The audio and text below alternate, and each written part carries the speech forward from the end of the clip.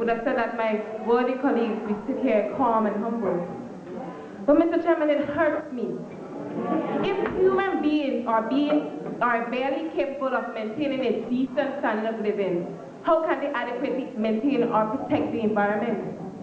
If the economy cannot sustain humans, how can the resources be allocated to things like reforestation, recycling, and other green initiatives?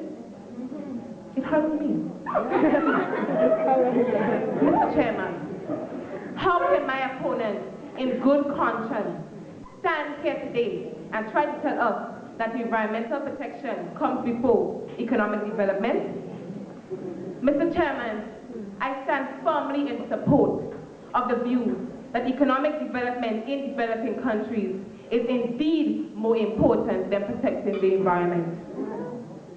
Some people tend to blame economic development for environmental degradation, but according to Riding in 1994, in his Environmental Management Handbook, and I quote, "The degradation of the world's environment must also be considered in regard to the uneven distribution of wealth and poverty between developed and developing countries," end of quote.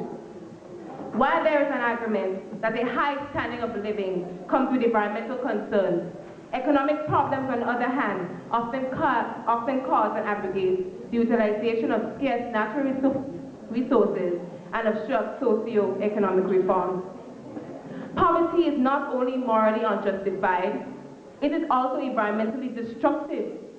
For an example, many people in developing countries life is a continuous struggle to get enough food and basic shelter to survive. They usually have no other choice but to burn their forests and overuse their land and resources just to secure basic existence. As further stated by Riding, and I quote, "Certain conditions must prevail to achieve good environmental results, in particular, a stable economic base, which is needed so that environmental work can be further developed," end of quote. Without a stable economic base, there is no conceivable way that one can think of an environmental protection. The call, according to Riding, is for developed countries to generate sufficient economic growth to support social development in these lesser developed nations. Mr. Chairman, this support is badly needed in developing countries.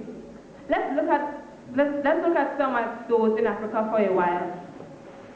The World Development Report in 2000 clearly states that in Kenya, 56% of the population is without safe drinking water, and 42% live below the income national poverty line. Mr. Chairman, in Ghana, 75% have no access to health services. 68% have no access to sanitation. What's the information? Accepted. Yeah, countries need economic development, but protecting the environment paves the way for economic development. That's a good point. Point taken. May I continue, Mr. Chairman? Even at home, Mr. Chairman, in 2009, the Prime Minister reported that 37.3% of the nation's population are living below the poverty line. He also reported that 90% of every dollar collected as revenue goes towards debt services and meeting salaries. And yet, despite these alarming statistics, which our Prime Minister is aware of, we continue to hear almost every day we turn on our radios or listen to television or local news, talks about our Prime Minister's involvement in global warming and the various trips he's making to discuss the issue. Mr. Chairman, is the environment of such great importance that doesn't matter that persons are being sent home from their jobs, students can't go to school, and families are hungry? Once the environment is being protected, wouldn't you like to hear on the local news plans to stimulate the economy and provide people with jobs? Yes. Wouldn't you prefer to hear plans for economic development for Grenada amid this global warming crisis, Mr. Chairman? Mr. Chairman, this list of facts, I can go on and on and on, but I am sure that you realize the sad but truthful picture. We are not saying that protecting the environment is not important, you know. Of course it is. But it is not more important than protecting.